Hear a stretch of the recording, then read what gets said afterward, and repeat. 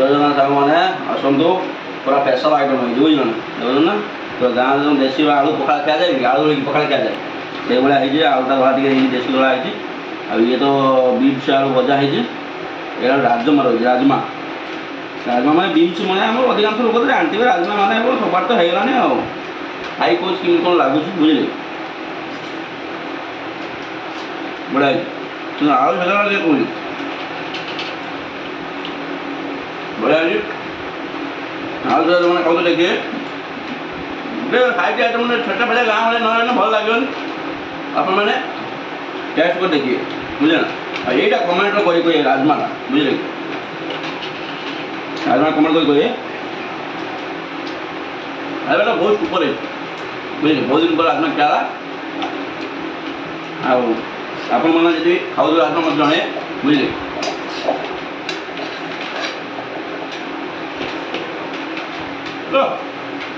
ବହୁତ ବଢ଼ିଆ ଲାଗୁଛି